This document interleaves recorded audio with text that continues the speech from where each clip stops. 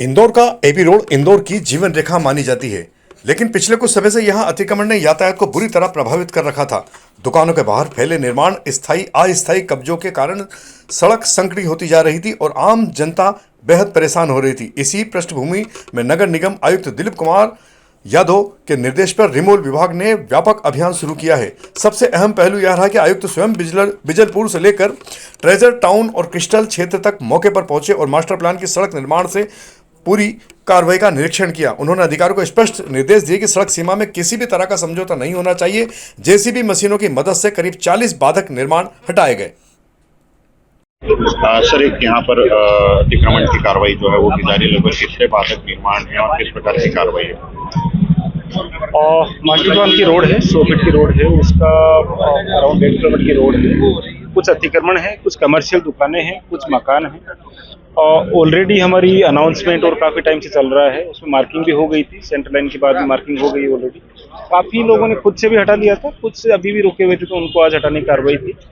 अभी भी almost cover कर लिया है। कुछ लोगों ने खुद से भी हटाना स्टार्ट किया तो उनको हम बेसिकली ट्राई कर रहे हैं कि वो खुद भी अपना व्यवस्थित कर ले उसको।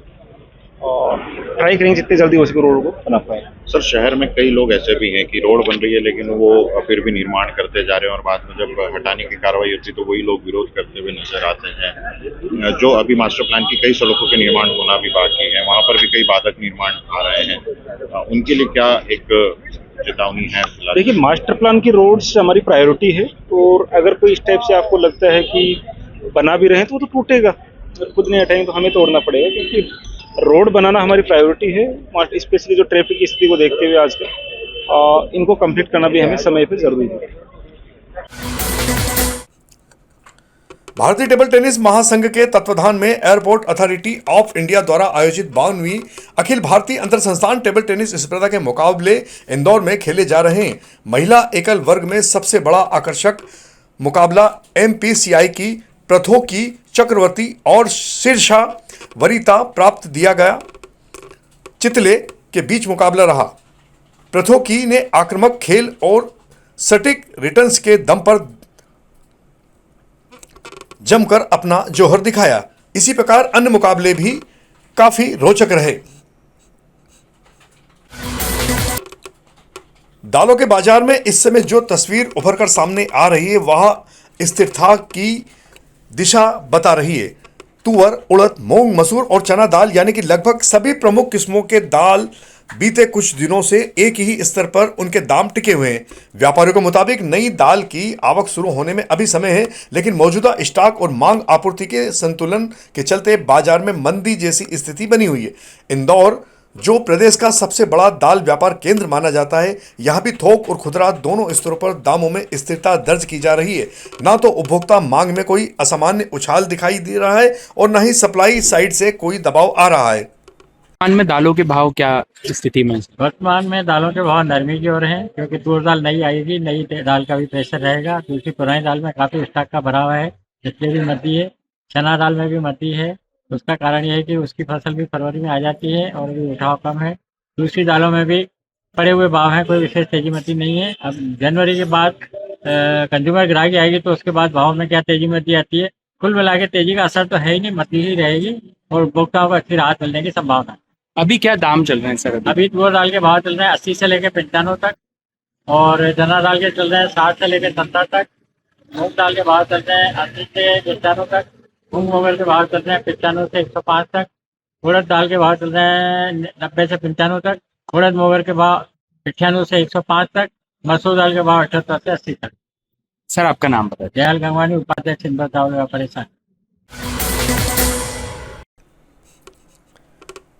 इंदौर के यातायात दबाव को कम करने और भविष्य की जरूरतों को ध्यान में रखते हुए मास्टर प्लान की सड़कों को अहम माना जा रहा है। इसी कड़ी में सोमवार को प्रशासन ने सख्त रुख अपनाते हुए 40 से अधिक बाधक हटाने की कार्रवाई शुरू की है। इन बाधकों में अस्थायी निर्माण, अतिक्रमण और निजी स्तर पर खड़े किए गए अवरोध शामिल थे, जो लंबे समय से सड़क निर्माण की राह में रोड़ा बने हुए थे। दूसरी ओर नगर निगम आयुक्त दिलीप कुमार यादव ने खुद विभिन्न क्षेत्रों का निरीक्षण कर अधिकारियों और इंजीनियरों के साथ मौके पर जाकर चर्चा की। सर, आज मॉर्निंग आपने विजिट किया था मास्टर प्लान की कुछ सड़कों को लेकर। सर, क्या पूरा विजिट में रहा और कितने बाधक चिन्हांकित किए गए, भविष्य में कब तक उनके काम शुरू? और मास्टर प्लान की जो रोड्स हैं वो हमारे लिए सबसे बड़ी प्रायोरिटी है इस टाइम की, क्योंकि इंदौर में ट्रैफिक भी बढ़ता जा रहा है और बेसिकली किसी भी सिटीजन को कोई इशू नहीं हो, इसकी वजह से हमारे जो 23 स्पेशल असिस्टेंस की जो रोड्स हैं वो और अदर जो रोड हैं जितनी मास्टर प्लान की हमारी सभी हमारी प्रायोरिटीज़ हैं। हम ट्राई करते हैं कि पूरी प्रोसेस भी करें, लोगों को जिनके पास जो वैलिड डॉक्यूमेंट्स हैं उनको हम टीडीआर भी दें और प्रोसेस फॉलो करके देन हम उसको मौका स्वयं को भी देते हैं, कई बार अनाउंसमेंट भी कराते हैं। देन फिर क्योंकि रोड बनाना इंपॉर्टेंट भी होता है और रिक्वायरमेंट भी है उसकी, तो फिर जो भी अतिक्रमण और बाधक चीज़ें जो होती हैं उनको हम हटाते रहते हैं। तो आज भी रोड को हमने चिन्हित भी किया है कि कहाँ कहाँ पे जो नेक्स्ट हम क्या क्या मूवमेंट करेंगे एंड देन अनाउंसमेंट वगैरह स्टार्ट भी कराए हैं। जो अतिक्रमण वाली जो चीज़ें ऑलरेडी चल रही है उनको मॉनिटर किया है। इंदौर शहर कांग्रेस कमेटी के निर्देश पर विधानसभा क्षेत्र 2 के अंतर्गत आने वाले वार्ड क्रमांक 30, 37 और 28 की जन समस्याओं को लेकर सोमवार को जोन क्रमांक 8 के कार्यालय पर जमकर विरोध प्रदर्शन किया गया। ब्लॉक अध्यक्ष राहुल सिंह धाकरे के नेतृत्व में हुए इस प्रदर्शन में सैकड़ों की संख्या में कांग्रेस कार्यकर्ता और स्थानीय महिलाएं और अन्य लोग भी शामिल थे। प्रदर्शनकारियों का कहना था कि क्षेत्र की जनता रोजमर्रा के जीवन में गंभीर परेशानियों से गुजर रही है। सुबह उठते ही गंदे नालों से गंदा पानी पेयजल में मिक्स हो रहा है, वहीं सड़कों पर लंबे समय तक कचरा जमा रहता है। ड्रेनेज लाइनों का बार बार चौक होना आम बात हो चुकी है। पूरे क्षेत्र में गंदगी और बदबू का माहौल ऐसा व्याप्त हो चुका है कि यहां जीना भी दुर्भर हो चुका है।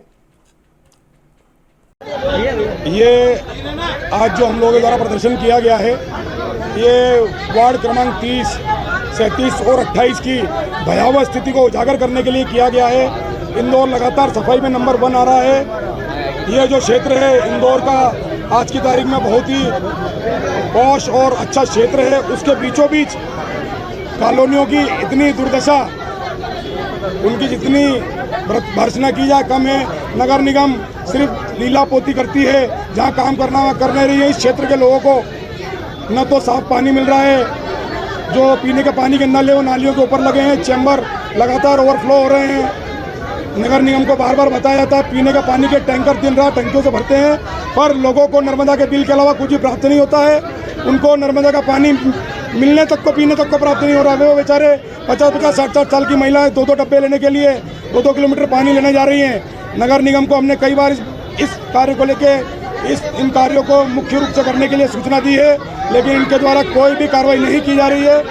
अगर इसी प्रकार चलता रहा तो हम आगे चल के और उग्र आंदोलन करेंगे और सोई हुई इस कुंभकर्णी नगर निगम को होश में लाएंगे।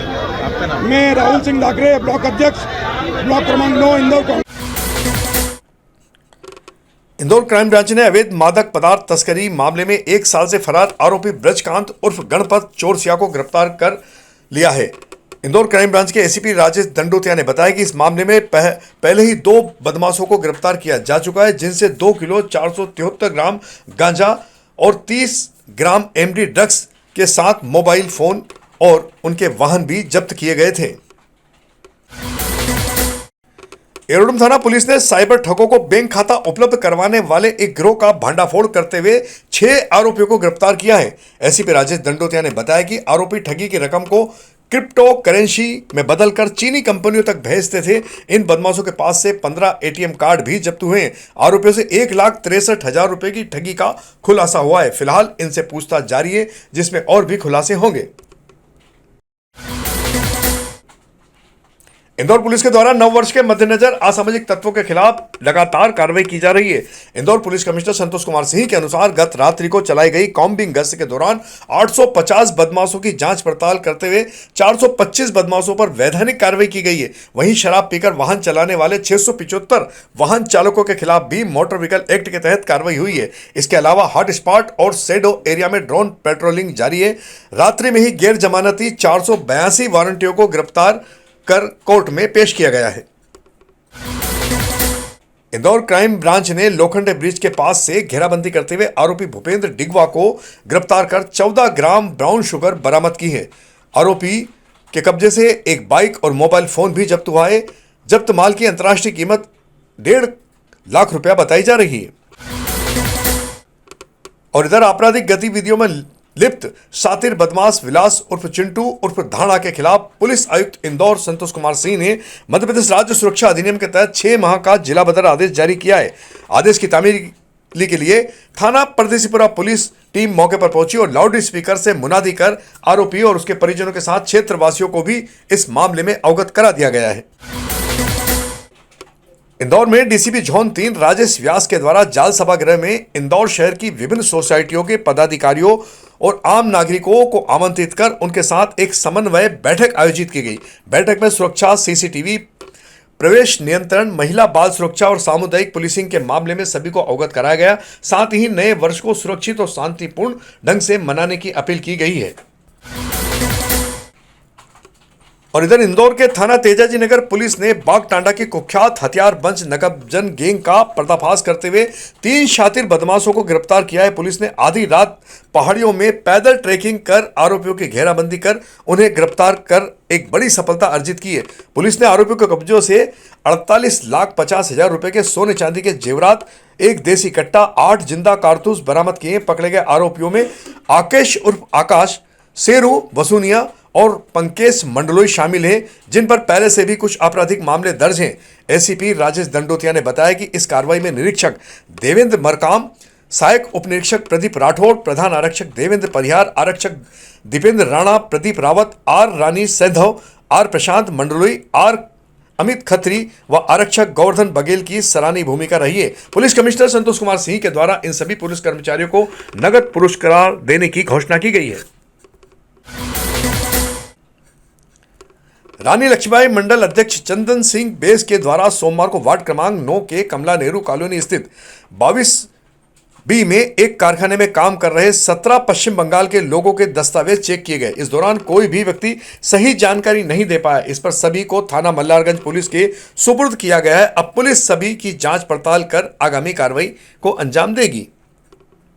सोमवार को नई दिल्ली में कैबिनेट मंत्री कैलाश विजयवर्गीय ने भारतीय जनता पार्टी के राष्ट्रीय कार्यकारी अध्यक्ष नितिन नबीन से भेंट की। इस अवसर पर उन्हें उनके यशस्वी कार्यकाल के लिए हार्दिक शुभकामनाएं देते हुए उन्हें इंदौर आने का न्योता दिया है।